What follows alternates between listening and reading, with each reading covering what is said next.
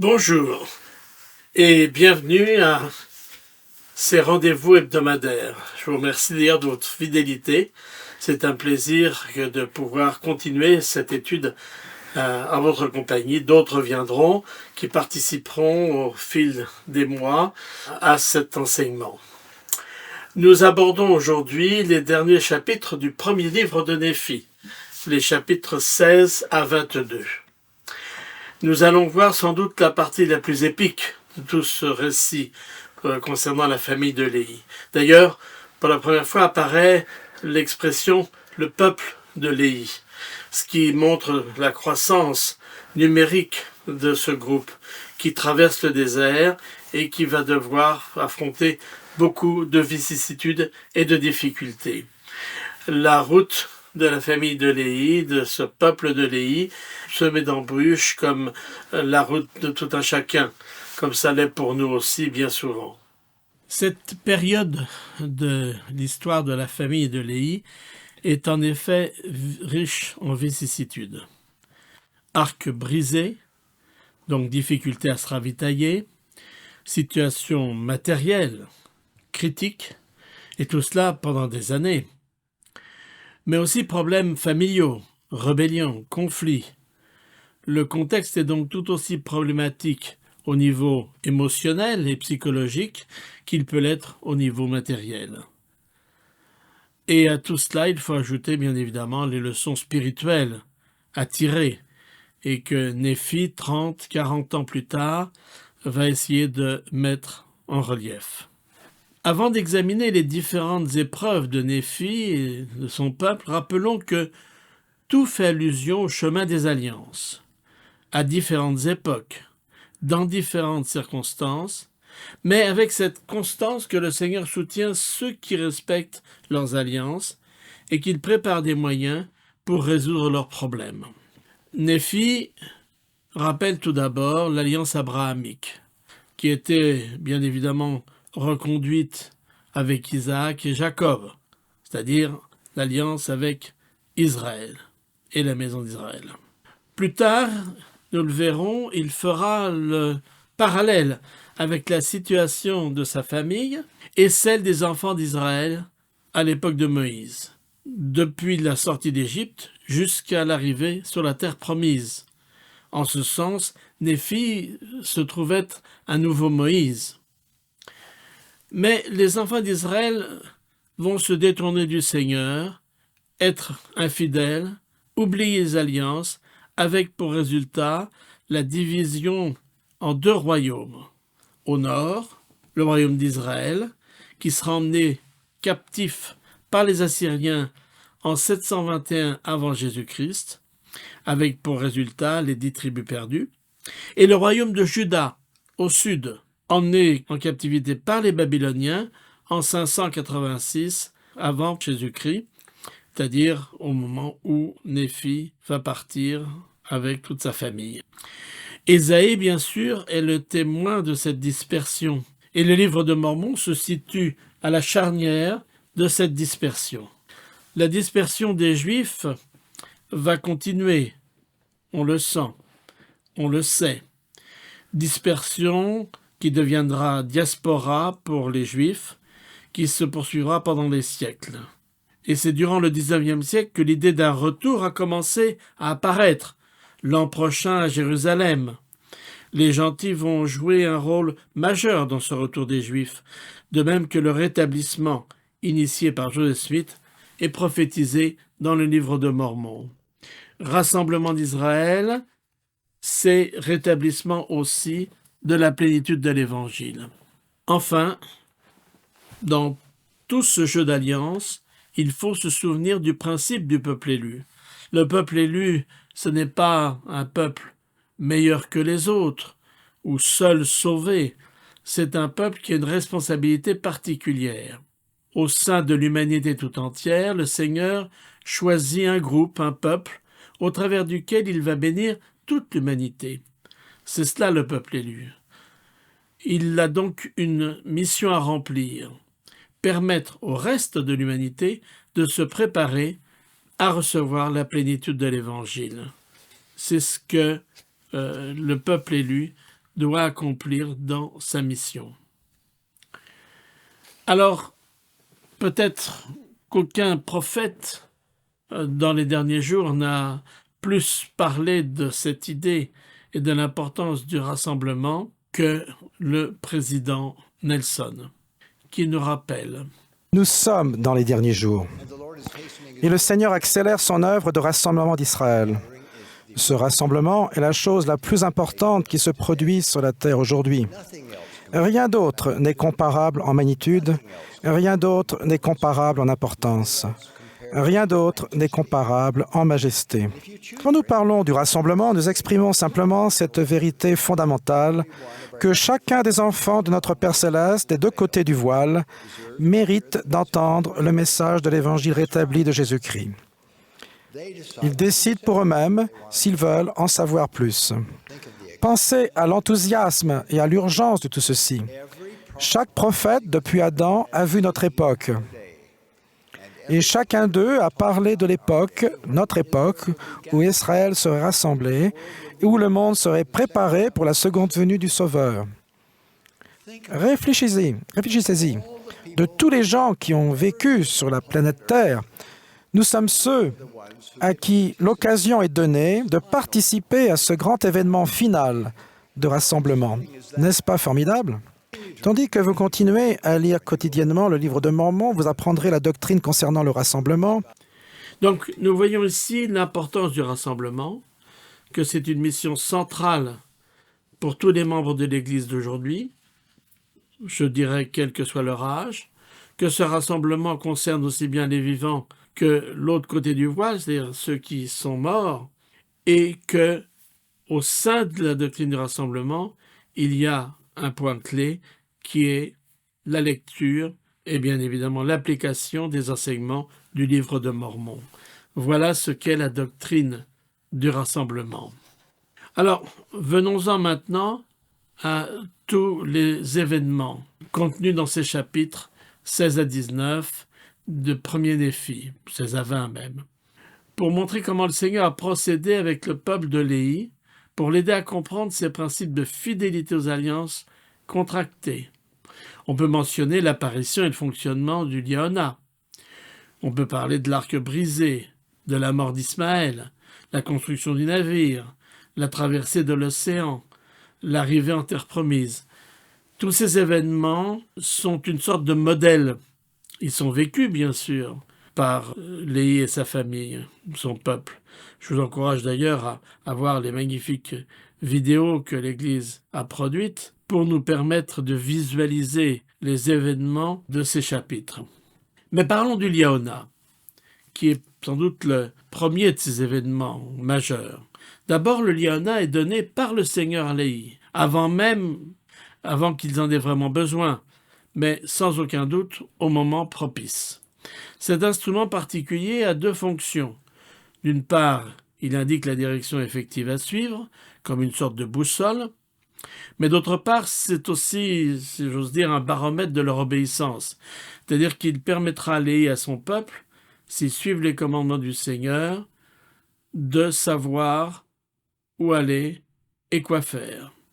C'est un objet figuratif, à savoir un symbole, un élément matériel, mais qui a une importance au niveau spirituel.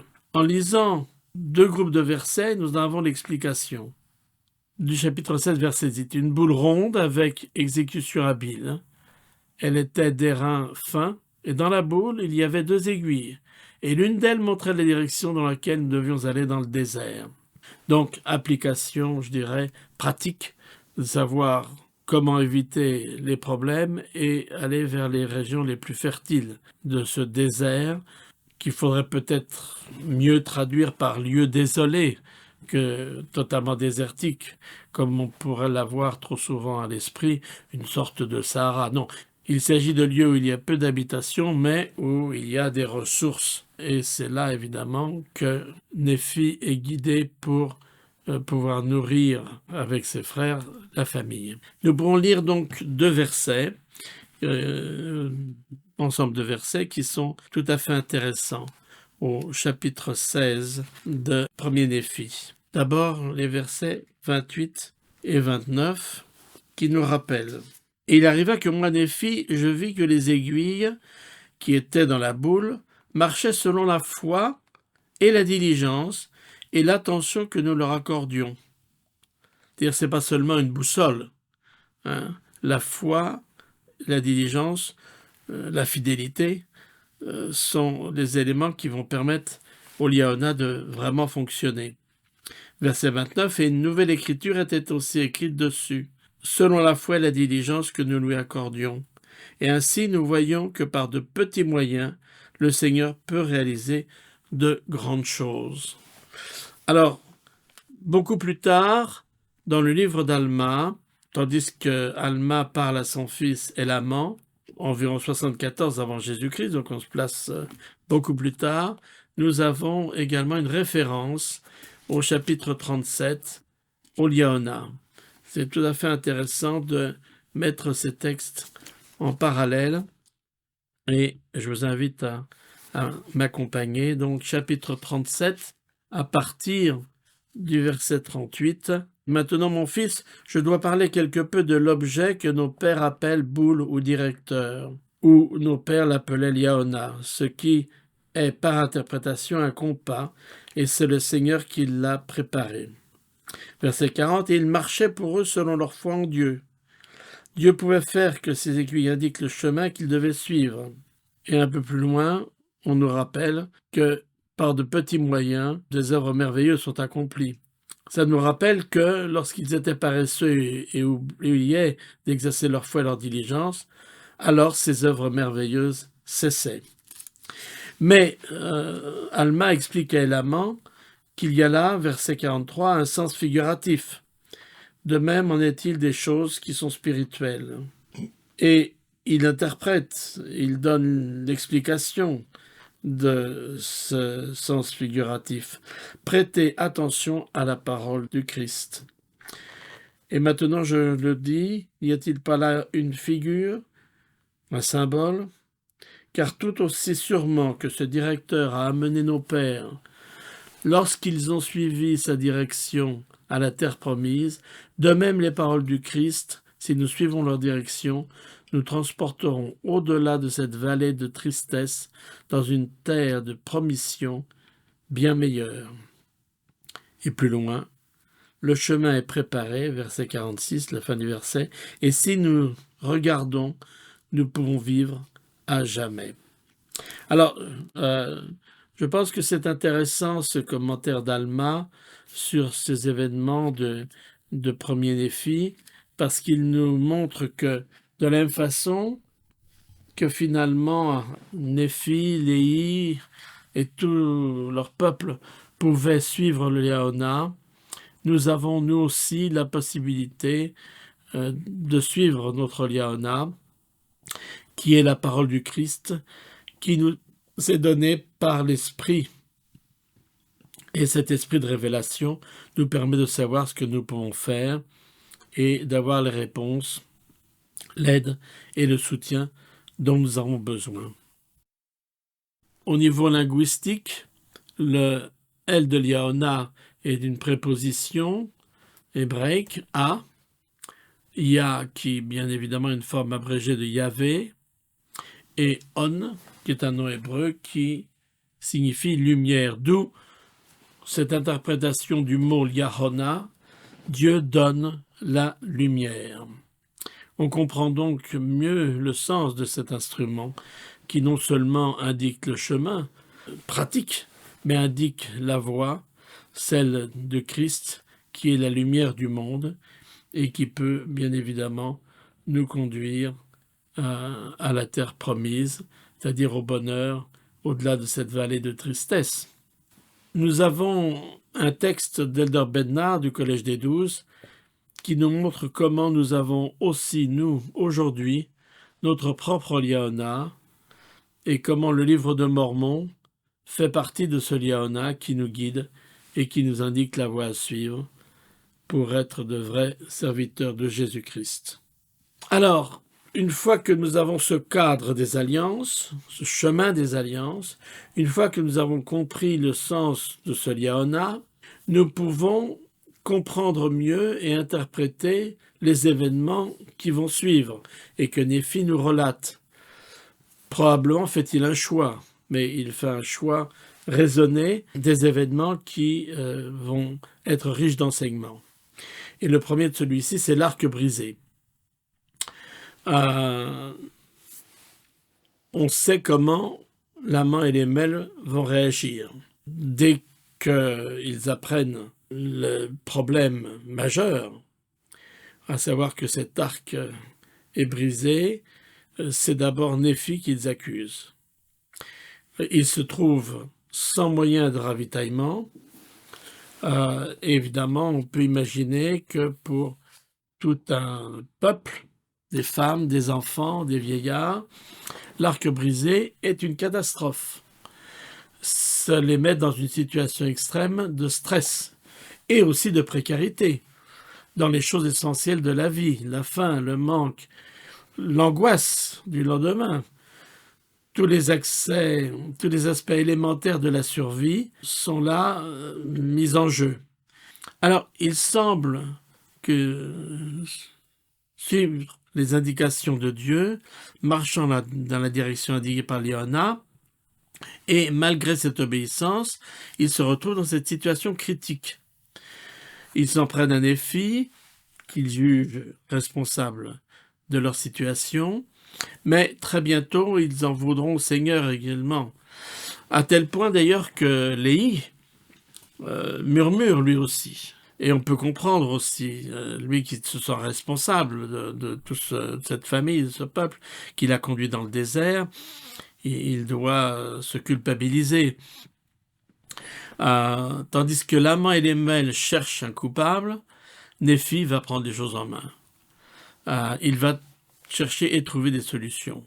Il va fabriquer, vous le savez, un nouvel arc, et il va utiliser une fronde avec des pierres, et là nous avons un enseignement supplémentaire important, c'est qu'il ne va pas profiter de cette situation pour montrer, ben, voyez, moi, je suis votre vrai chef parce que j'ai une solution et je vais vous ravitailler, mais il va voir son père, Léhi, dont il reconnaît l'autorité, malgré tout, pour lui demander où irai-je pour me procurer de la nourriture.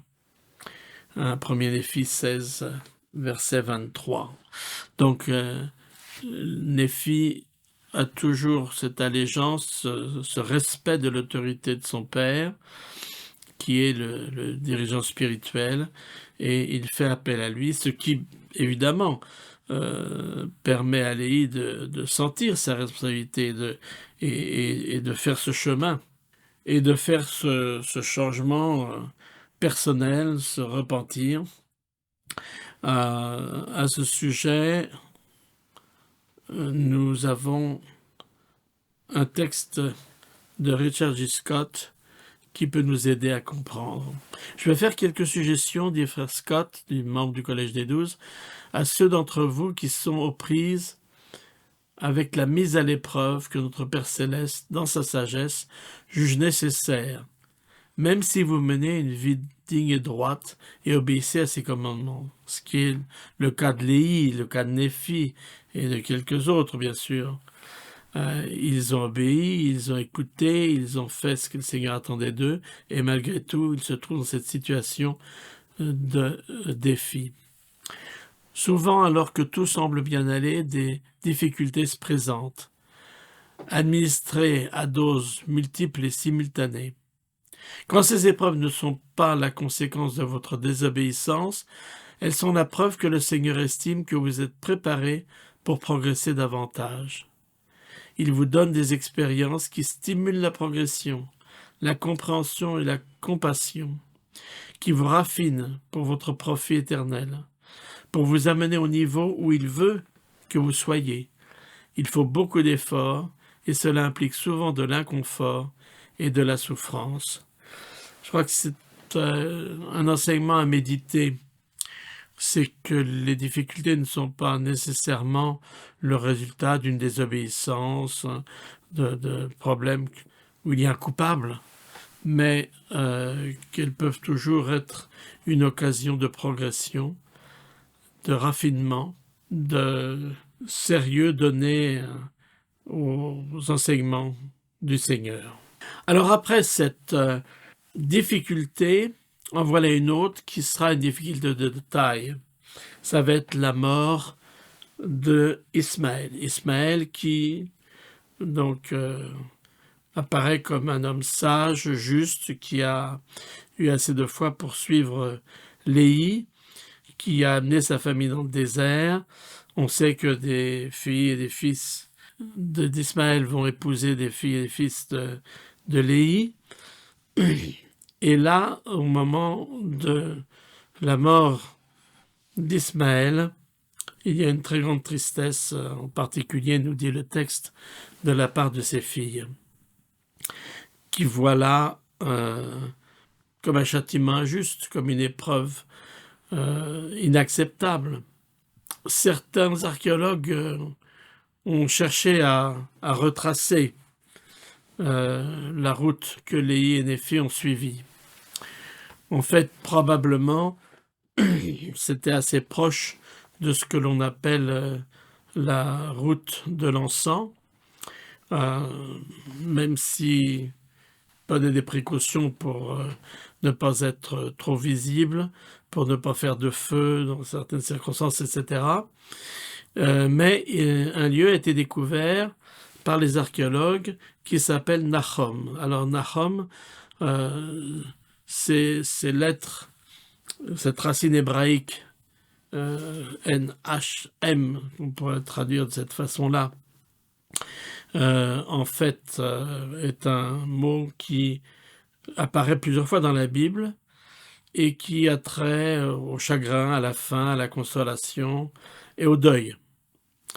Et ces archéologues ont retrouvé des vestiges, et en particulier un autel sur lequel justement sont retranscrits ces termes hébraïques qui signifient Nahom. Donc,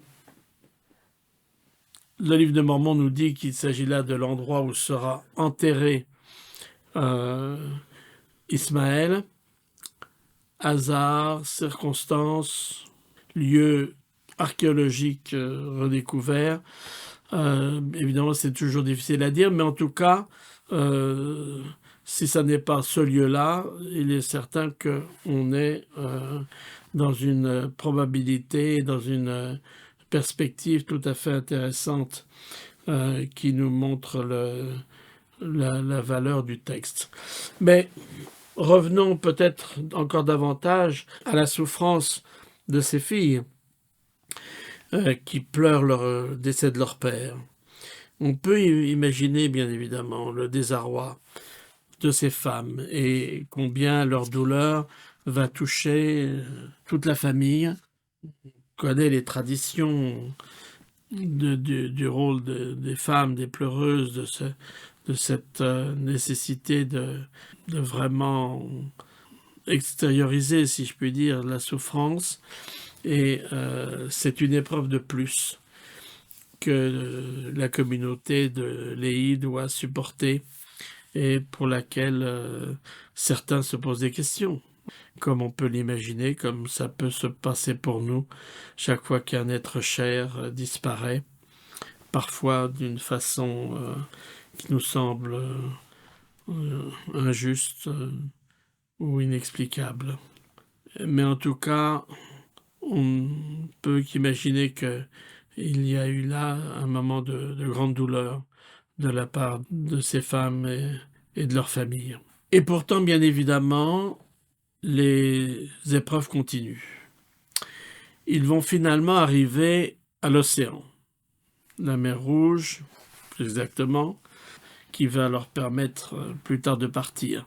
Mais lorsque l'amant et les Muel et toute leur famille arrivent là, ces morts de mer qui sont très fertiles, qui offrent pour eux qui ont mangé de la viande, souvent même de la viande crue, pendant des semaines, voire des mois, découvrent les fruits et légumes. Enfin voilà, ça leur semble une sorte de renaissance, hein. Et Laman et Lemuel indiquent très clairement qu'ils n'ont pas l'intention d'aller plus loin et qu'ils ont trouvé là leur terre promise. C'est une terre tellement fertile qu'ils l'appellent abondance, hein. Ça indique évidemment ce pays d'abondance, à quel point il pouvait être, je dirais, désirable. Et c'est le moment où Néphi va recevoir du Seigneur le commandement de construire un navire. Alors, du côté de Néphi, il y a une perplexité. D'abord parce qu'il n'a jamais construit de bateau, et qu'en plus, la façon dont il doit construire celui-ci est différente de ce qu'il connaît, de ce qu'il a pu voir. Et puis, il faut partir de zéro. C'est-à-dire qu'il faut trouver du minerai pour faire du fer, de l'acier, qui va permettre de fabriquer des outils qui vont permettre de construire un navire. Donc, je veux dire, on n'est pas à se retourner acheter un bateau, simplement, il faut tout faire et partir de zéro. On imagine la foi qu'il faut à Néphi pour contempler cette tâche. Dans le chapitre 17, au verset 13 et 14, on nous explique « Et je serai aussi, dit le Seigneur, votre lumière dans le désert, et je préparerai le chemin devant vous si vous gardez mes commandements. C'est pourquoi, si vous observez mes commandements, vous serez conduits vers la terre promise, et vous saurez que c'est par moi que vous êtes conduits. » Oui, et le Seigneur dit aussi, « Lorsque vous serez arrivés à la terre promise, dans la terre promise, vous saurez que moi, le Seigneur, je suis Dieu, et que moi, le Seigneur, je vous ai délivré de la destruction, oui, que je vous ai fait sortir du pays de Jérusalem. » Donc, c'est un moyen pour le Seigneur aussi de bien faire comprendre à Néphi et à toute sa famille que c'est lui, leur Seigneur, leur Dieu, qui les guide, et que c'est par sa volonté qu'ils pourront arriver à la terre promise. Et tandis que Néphi accepte cette nouvelle épreuve, parce que c'en est une, Laman et Lemuel, eux, sont au comble de la fureur. Il ne s'agit pas seulement de murmurer cette fois-ci, mais de se rebeller. Ils ne sont pas du tout prêts à se lancer dans une nouvelle aventure, à savoir traverser les mers et les océans. Ce ne sont pas des marins, évidemment, hein.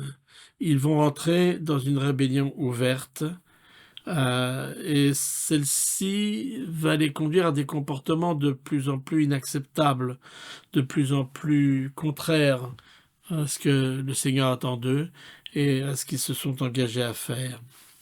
Et à partir de là, verset 23, Néphi va tenter de les convaincre. Et que va-t-il faire? Il va comparer leur situation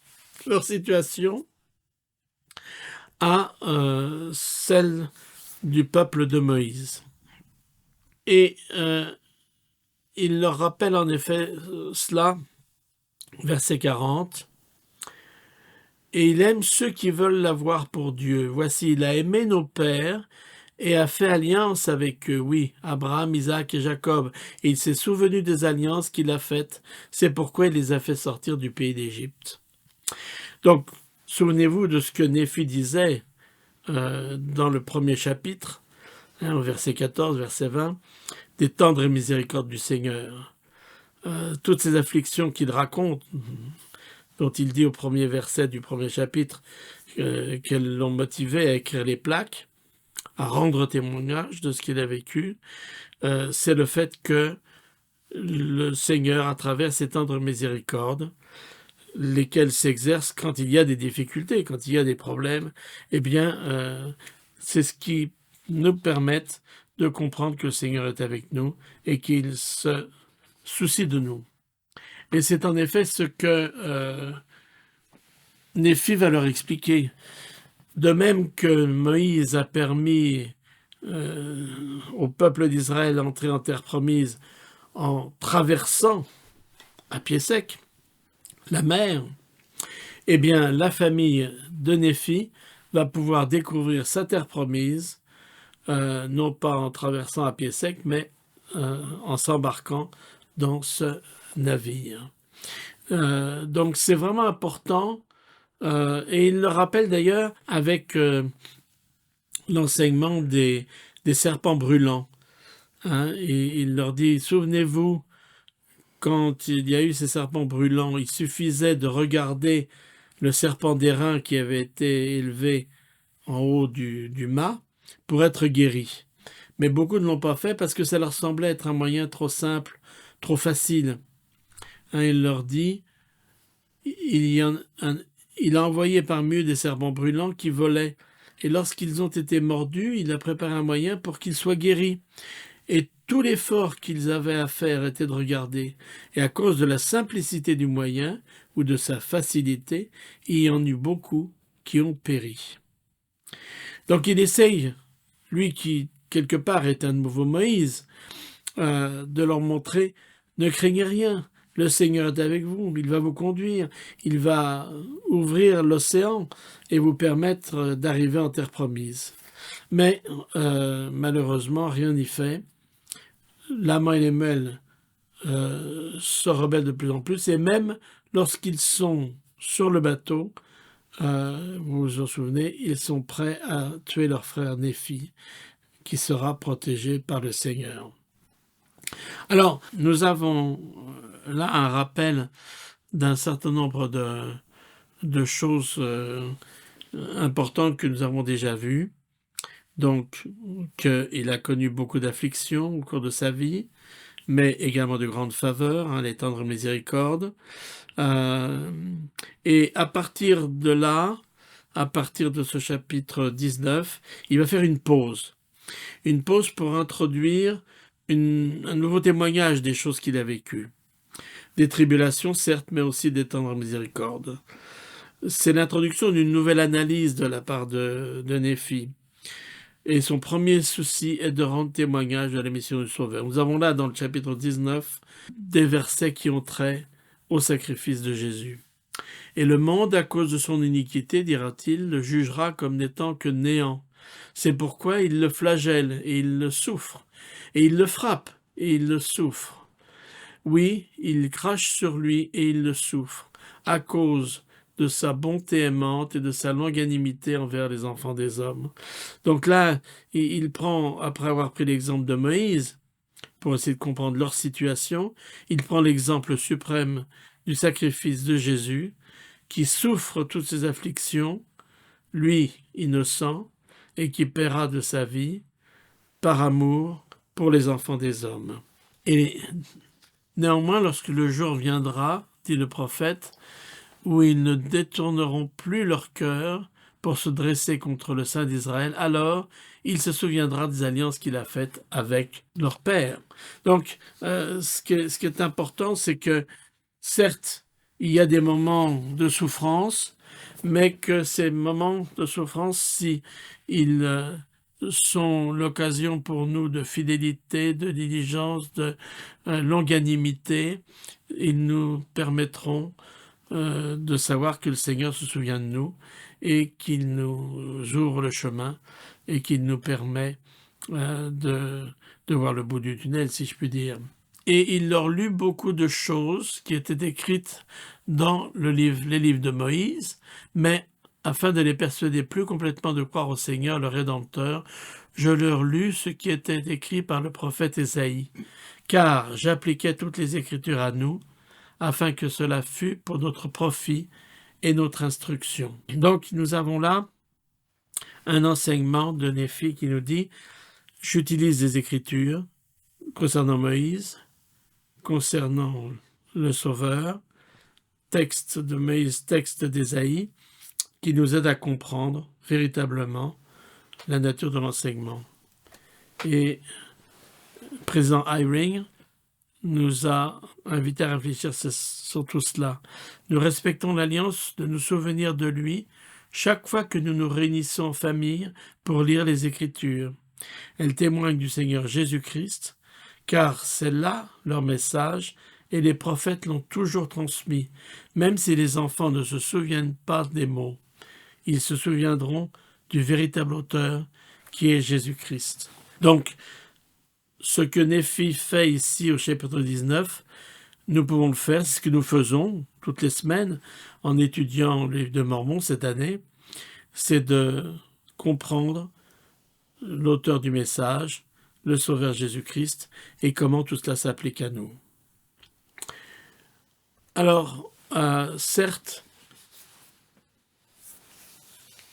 nous savons, et le chapitre 20 nous le dit, la maison d'Israël ne sera pas fidèle au Seigneur. Elle va rompre son alliance. Le royaume va être divisé en deux royaumes. Royaume d'Israël au nord, royaume de Juda. Captivité, résultat dans les deux cas. Et puis dispersion, une diaspora des Juifs, avec les tribus perdues d'un côté, les Juifs qui sont dispersés de l'autre. Nous avons là, en effet, une situation qui est celle à laquelle nous faisons face aujourd'hui, même si les choses ont commencé à changer. Et les choses ont commencé à changer, continue Néphi, parce que le Seigneur aime toujours son peuple. Et à partir du moment où il va montrer de la fidélité, il va pouvoir montrer à son peuple ce qu'il a fait pour l'aider et pour véritablement redécouvrir ce qu'est la promesse du Seigneur à Israël. Alors, Ésaïe. Un petit passage par le guide des Écritures concernant Ésaïe qui nous explique ceci. Prophète de l'Ancien Testament qui prophétisa de 740 à 701 avant Jésus-Christ. En tant que conseiller principal du roi Ézéchias, il exerçait une grande influence religieuse et politique. Jésus cite Ésaïe plus fréquemment que n'importe quel autre prophète. Il est également souvent cité par Pierre, par Jean et Paul dans le Nouveau Testament. Le livre de Mormon et les Doctrines et Alliances contiennent plus de citations d'Ésaïe que de n'importe quel autre prophète et aident beaucoup à son interprétation. Néphi instruisit son peuple à l'aide des écrits d'Ésaïe. Donc nous allons le voir dans de nombreux chapitres du deuxième livre de Néphi. Et le Seigneur a dit lui-même aux Néphites, lorsqu'il les a visités, « Grandes sont les paroles d'Ésaïe. » Il a ajouté que tout ce qu'Ésaïe avait prophétisé s'accomplirait. Alors, le chapitre 20 peut être découpé de ces deux façons, comme on vient de le voir, mais on peut rappeler cette parole des Hébreux, chapitre 12, verset 6. « Car le Seigneur châtie celui qu'il aime, et il frappe à la verge tous ceux qu'il reconnaît pour ses fils. » Donc, nous sommes préparés, élevés dans le creuset de l'adversité, certainement. Mais il ne faut pas avoir le sentiment, comme c'était la réaction naturelle, certes, spontanée, compréhensible de l'âme et Emmanuel, que chaque tribulation est une souffrance, une punition injuste et quelque chose qui est négatif. Ce que Néphi a compris, et ce qu'il fait dire dans le premier verset du premier chapitre de son premier livre, qu'il a voulu écrire, qu'il a été commandé, mais qu'il a aussi écrit donc tous les événements dont il nous parle, c'est que ce sont avant tout ces événements des occasions de voir l'amour de Jésus-Christ pour lui. Alors, au chapitre 22, il nous rappelle, c'est pourquoi les choses que j'ai lues sont des choses qui ont trait à des choses à la fois temporelles et spirituelles, car il apparaît que la maison d'Israël sera tôt ou tard dispersée sur toute la surface de la terre et aussi parmi toutes les nations. Donc il a vu cette dispersion, il a vu que son peuple allait être anéanti, que les Lamanites prendraient le dessus, que Israël serait dispersé dans le monde entier. Et ceci lui a fait comprendre l'importance de sa mission. Et dans ces chapitres 22, nous avons sans aucun doute beaucoup d'éléments de la dispersion d'Israël, mais beaucoup d'éléments aussi qui nous parlent de l'amour de Dieu. Souvenons-nous de l'arbre de vie et de son fruit qui sont une manifestation de l'amour de Dieu, comme la rivière d'eau, la source d'eau qui en émane, et bien évidemment de la barre de fer qui est la parole de Dieu qui est disponible pour nous. Nous avons donc les moyens de participer au rassemblement, comme nous l'avons vu dans les paroles de président Nelson. Et je conclurai aujourd'hui avec quelques mots de président Hinckley. Comme je suis reconnaissant des merveilles de l'évangile rétabli de Jésus-Christ, c'est vraiment une œuvre merveilleuse et un prodige que le pouvoir du Tout-Puissant a réalisé en faveur de ses fils et de ses filles. Nous qui appartenons à cette époque de son œuvre, pouvons servir au sein d'une œuvre de salut en faveur de toute l'humanité, y compris toutes les générations des fils et des filles de Dieu qui ont vécu sur la terre au cours des siècles passés. L'œuvre est vraie. Alors, l'œuvre que va accomplir le livre de Mormon, c'est le témoignage de la tribu de Joseph, c'est le rétablissement à travers des alliances avec ce fils d'Israël et avec l'œuvre que nous pouvons accomplir des deux côtés du voile, comme le dit le président Nelson.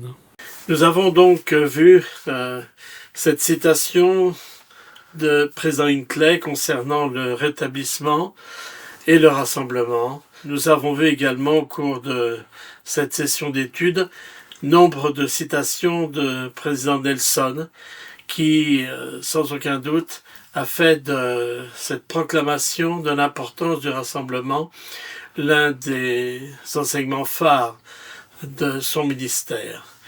À nous de voir comment nous pouvons appliquer, quelle que soit notre situation, que nous soyons individus seuls, en famille, avec des jeunes, que nous soyons une sœur, puisque par exemple Nelson a particulièrement fait un discours sur le rôle des sœurs dans le rassemblement d'Israël.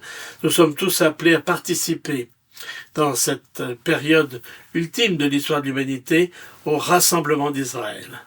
Et tout le livre de Mormon a pour objectif, rappelons-le, de nous amener au Christ, c'est-à-dire de nous rassembler autour du Christ. Venez à moi, vous tous qui êtes fatigués et chargés, l'invitation est bien évidemment pour chacun de nous. Et je crois que c'est l'une des bonnes nouvelles que nous avons à notre époque. Merci.